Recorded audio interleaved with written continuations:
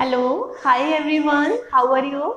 This is Dr. Chavi Garg. Welcome to my channel Krishna Institute of Law. देखिए, आज मैं बच्चों के बहुत सारे मॉर्निंग से ही मेरे पास कॉल आ रही है कि मैम हमें अपना रिजल्ट कैसे देखना है। सबसे पहले तो मैं बता रही हूँ कि आपको जो है LLB का फर्स्ट सेमेस्टर का, थर्ड सेमेस्टर का, फिफ्थ सेमेस्टर का, इट मीन्स जितने भी और सेमेस्टर थे और जिसने भी और सेमेस्टर की बैक दी थी उनका रिजल्ट डिक्लेयर हो गया है। मैंने अभी तक जितने बच्चों का रिजल्ट देखा है सबके बहुत अच्छे मार्क्स आए हैं। So congratulation for your hard work and for your good result. तो कुछ बच्चों को काफ़ी प्रॉब्लम भी आ रही थी कि हम रिजल्ट किस तरीके से देखें।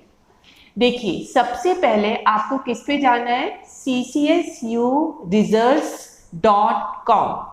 मैं दोबारा रिपीट कर रही हूँ। सबसे पहले आप गूगल पे जाके डालेंगे ccsuresults.com। जब आप ccsuresults.com डालते हैं तो फिर आपका जो है उसमें आ जाएगा, वेबसाइट खुल जाएगी, उसमें रिजल्ट का जो है आपका लिंक आ जाएगा। उसके बाद जब आप और सेमेस्टर का रिजल्ट डालते हैं तो और सेमेस्टर के रिजल्ट के बाद आपका जो है ये वाली स्क्रीन आ जाती है, उसमें बहुत सारे रिजल्ट दिखाई दे रहे हैं। आप ध्यान रखिएगा, LLB का, BBA का, तो आप LLB वाले पे और सेमेस्टर रिजल्ट पे क्लिक करेंगे। मैं वो इसलिए नहीं दिखा रही हूँ क्योंकि कभी कभी जो है इंटरनेट में प्रॉब्लम आ रही है तो वो दिखाई नहीं दे रहा है, तो इसलिए मैं लास्ट वाली स्लाइड पे आ गई हूँ। फिर आप करेंगे एंटर रोल नंबर, फिर आपकी सिंगल व्यू रिजल्ट आ जाएगा। इस पे आप एंटर रोल नंबर पे अपना रोल नंबर लिखेंगे, लेकिन रोल नंबर लिखते हुए आपको ध्यान रखना है कि आपको RK मेंशन नहीं करना है, क्योंकि रोल नंबर से पहले RK गिवन है तो अल्फाबेट मेंशन नहीं करना है। यही मिस्टेक बच्चे जब एग्जाम फॉर्म भर रहे थे तब भी कर रहे थे। तो एग्जाम फॉर्म भरते हुए भी आपको अल्फाबेट जो RK गिवन है, हर कॉलेज का अपना अपना हो जाता है, तो वो आपको नहीं लिखना है। तो और ना यहाँ पे रिजल्ट देखते समय आपको एनरोलमेंट नंबर डालना है, ये सिर्फ रोल नंबर से ही खुलेगा और बिना RK या जो भी अल्फाबेट आ रहे हैं आपके रोल नंबर से पहले उन्हें बिना लिखे आपको डालना है। अब आपने रोल नंबर डाल दिया, अब आप यहाँ पे जो है क्लिक करिए। तो जब आप क्लिक करते हैं तो कैंडिडेट का अपने आप ये देखिए पूरा रिजल्ट आ रहा है, स्टेटमेंट ऑफ मार्क्स। ये LLB का है, स्टूडेंट का नेम है सागर गुप्ता और कॉलेज का नाम है कृष्णा इंस्टीट्यूट ऑफ लॉ। अब मैं आपको दिखाती हूँ यहाँ पे उसका रिजल्ट किस तरीके से आएगा। देखिए, अब आपकी इस तरीके से मार्कशीट निकल के आ रही है। एक चीज और आपको ध्यान में रखनी है, जो थर्ड सेमेस्टर के बच्चे हैं उन्होंने देखा होगा कि पहले जो मार्कशीट थी वो बिल्कुल डिफरेंट आती थी, वो ब्लैक एंड व्हाइट में एक नेट की मार्कशीट लगती थी। और फर्स्ट सेमेस्टर वालों को तो पहली बार ये मार्कशीट मिली है, तो इसलिए वो कंपेयर नहीं कर सकते हैं। तो ये जो मार्कशीट आई है इसकी अपने आप में बहुत मीनिंगफुल है। मैं अब आपको बताती हूँ कि इस मार्कशीट चेंज से आपको क्या क्या बेनिफिट हुए हैं। देखिए, ये जो कलर मार्कशीट आ रही है, आप ऊपर जो प्रिंट ऑप्शन दे रखा है आपको, देखिए हाँ यहाँ पे, अब आपका ये जो प्रिंट ऑप्शन है यहाँ पे प्रिंट करके आप इसका प्रिंट आउट निकाल लीजिए और उसे प्रिजर्व करके रख लीजिए। मैं हर बार स्टूडेंट को एडवाइस करती हूँ कि आपको अपनी ये नेट की मार्कशीट जरूर प्रिजर्व करनी है, क्योंकि जब आप बैक के फॉर्म भरते हैं या आप नेक्स्ट सेमेस्टर का भरते हैं तो आपको प्रीवियस जो सेमेस्टर होता है उसके मार्क्स जो हैं अपने एग्जामिनेशन फॉर्म में फिल करने होते हैं। लेकिन बहुत से बच्चे इतने केयरलेस हो जाते हैं कि in spite of my repeated reminder they never preserve their marksheet. तो इस बात से प्लीज बच्चों आप लोग ध्यान रखिएगा कि आपको इसका प्रिंट आउट निकाल के अपने पास रखना है। ये तो था कि आपको इसका प्रिंट आउट रखना है। अब देखिए, इस प्रिंट आउट को जो इन्होंने डिफरेंट उसमें दिया है, पहले मैं बता देती हूँ किस तरीके से है। यहाँ पे नेम ऑफ कोर्स आ रहे हैं, कोड नंबर आ रहे हैं, आपके मार्क्स आ रहे हैं और आपके थ्योरी में मार्क्स कितने हैं, प्रैक्टिकल में कितने हैं। फर्स्ट सेमेस्टर में आपका कोई प्रैक्टिकल नहीं होता है, इसलिए प्रैक्टिकल के कोई मार्क्स नहीं है। आपके थर्ड में, फोर्थ में, फिफ्थ में, सिक्स सेमेस्टर में प्रैक्टिकल होते हैं, तो उस वक्त आपके प्रैक्टिकल के मार्क्स भी आएंगे। अब टोटल जो आपका होता है टोटल में आपके 240 मार्क्स होने चाहिए। देखिए उन्होंने क्या लिखा है कि मैक्सिमम मार्क्स 500 है, मिनिमम मार्क्स आपके 240 होने चाहिए। तो अगर किसी स्टूडेंट के 240 से कम मार्क्स हैं तो वो फिर जो है उस पास नहीं माना जाएगा और उसकी किसी ना किसी सब्जेक्ट में बैक मानी जाएगी। लेकिन जैसे ही 240 या 240 से ज़्यादा होता है तो इट मीन्स बच्चा पास है। तो यहाँ पे देखिए 253 है, तो टोटल के नीचे जो रिजल्ट है उसमें लिखा हुआ है बच्चे का पास। ठीक है, तो ये पास हो गया है बच्चा। एक चीज और ध्यान में रखिए, यूनिवर्सिटी टोटल मार्क्स पे 3 मार्क्स का आपको ग्रेस भी देती है। इसीलिए अगर किसी बच्चे के 240 मार्क्स ना आकर 237 मार्क्स हैं, ठीक है, कितने मार्क्स है टोटल 237, तो उसको 3 मार्क्स का यूनिवर्सिटी ग्रेस दे सकती है और फिर वो पास माना जाएगा। लेकिन अगर किसी बच्चे के 236 मार्क्स हैं तो उसको फिर ग्रेस नहीं मिलेगा। ये तो था आपका एग्रीगेट में। तो एलएलबी में इंडिविजुअल भी पास होना चाहिए और एग्रीगेट में भी पास होना चाहिए। एग्रीगेट में पास होने के लिए 240 होनी चाहिए और अगर 237 आते हैं तो 3 मार्क्स का ग्रेस मिलके 240 होके स्टूडेंट पास हो जाते हैं। अब जो इंडिविजुअल मार्क्स है देखिए उसमें मिनिमम हर पेपर के आगे लिखा भी है 36, 36, 36। इसका मतलब है कि आपके हर इंडिविजुअल पेपर में 36 मार्क्स होने चाहिए। अगर 36 मार्क्स नहीं है आपके तो आपकी उस पेपर में बैक मानी जाएगी। अगर आपके 2 पेपर ऐसे हैं, अब आप ये समझिए बैक किसे कहते हैं और एक्स किसे कहते हैं, क्योंकि जो 3rd सेमेस्टर है और जो 5th सेमेस्टर है वो तो जनरली अवेयर होते हैं, लेकिन 1st सेमेस्टर वाले बच्चों को ये चीज़ नहीं मालूम होती है। तो अगर आपके किसी सब्जेक्ट में 36 से कम मार्क्स हैं और वो आपके 2 सब्जेक्ट में है, तो या तो 2 सब्जेक्ट में आपके 36 से कम मार्क्स हैं या फिर आप 2 पेपर में एब्सेंट हो गए हैं, तो माना जाएगा कि आपकी बैक आई है, आपको नेक्स्ट टू नेक्स्ट सेमेस्टर में उसकी बैक भरनी है। तो ये और सेमेस्टर का रिजल्ट है, तो आपको इसकी बैक 2nd सेमेस्टर में नहीं भरनी है, आपको इसकी बैक या तो 3rd सेमेस्टर में या फिर 5th सेमेस्टर में भरनी है।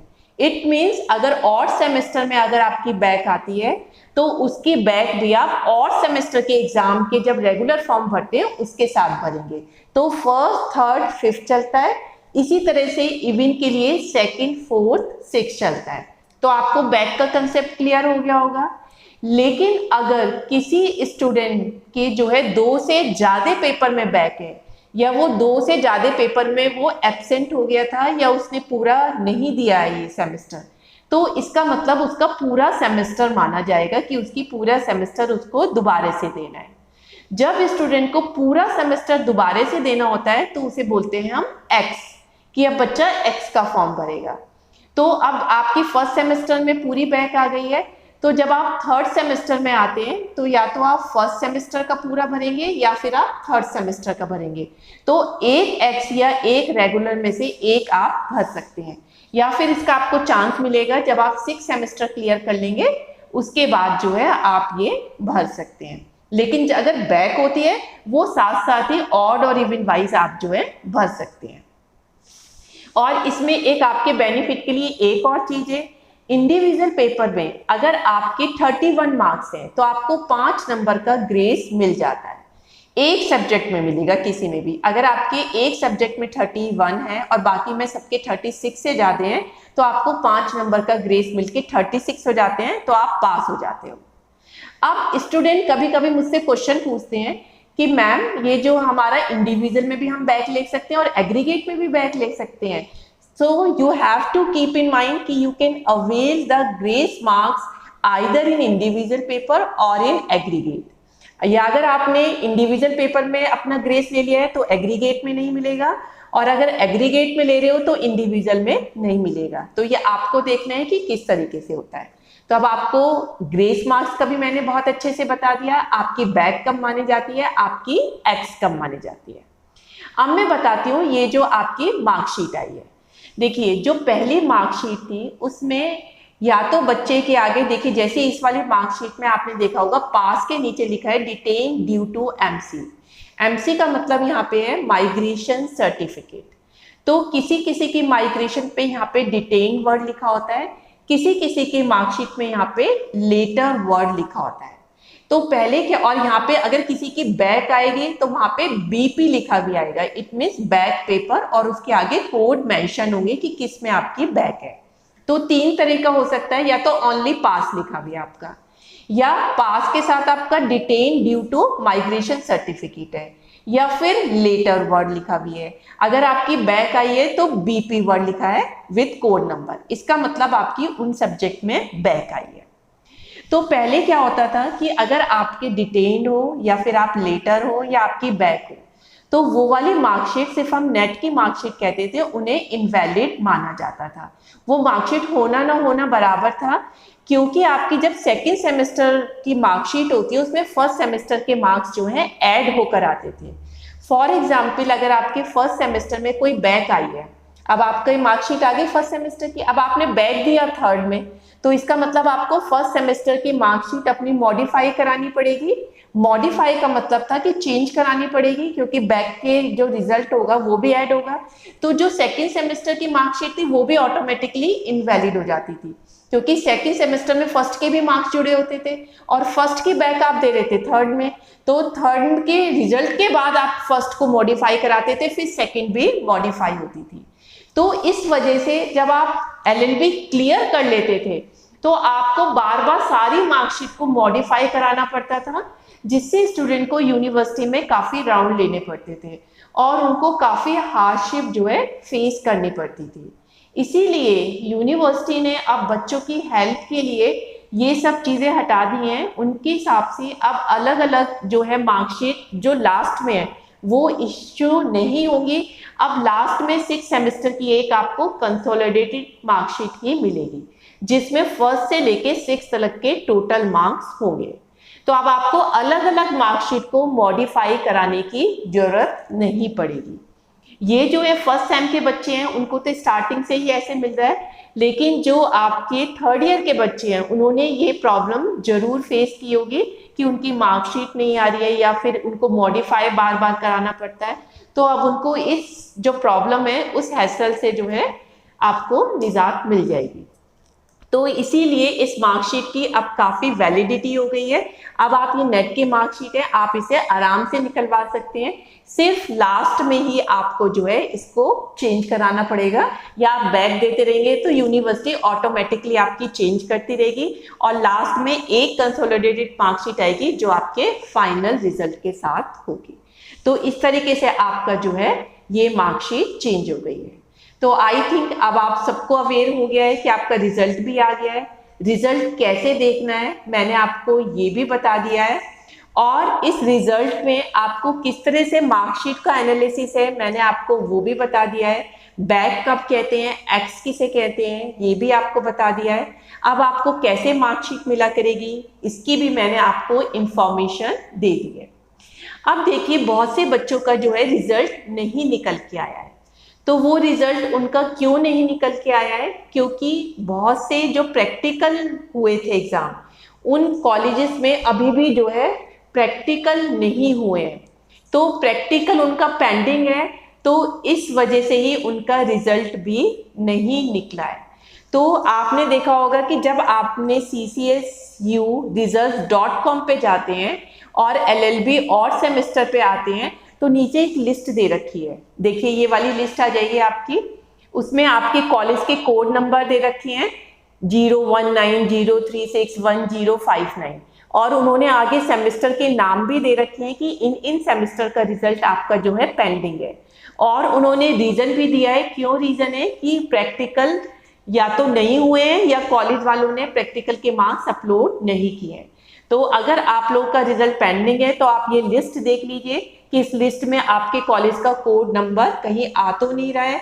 अगर इनमें से किसी कॉलेज में से आप पढ़ रहे हैं तो आप जो है अपने कॉलेज वालों से रिक्वेस्ट कर सकते हैं कि वो प्रैक्टिकल नहीं हुए तो प्रैक्टिकल कंडक्ट कराएं। अगर प्रैक्टिकल के मार्क्स अपलोड नहीं हुए तो प्रैक्टिकल के मार्क्स अपलोड कराएं, जिससे आपका रिजल्ट जो है जल्दी से जल्दी आ जाए। तो आई होप कि अब आपको मेरी इस वीडियो से जो है सारे की सारी जो क्वेरीज थी आपको रिजल्ट और एग्जाम और अपनी मार्कशीट से रिलेटेड सब क्लियर हो गई होगी। तो जो भी कोई नई इंफॉर्मेशन आती है तो मैं अपनी लेटेस्ट जो सीसीएस यूनिवर्सिटी की न्यूज़ पे है उस पर अपलोड करती चली जाऊंगी वीडियो, क्योंकि मॉर्निंग से ही मेरे पास इतने फ़ोन आ रहे हैं तो it was very difficult for me to attend all the phone. तो मैंने इस वीडियो में आपकी सारी क्वेरीज सॉल्व कर दी है। So that's all for today video. Thank you very much.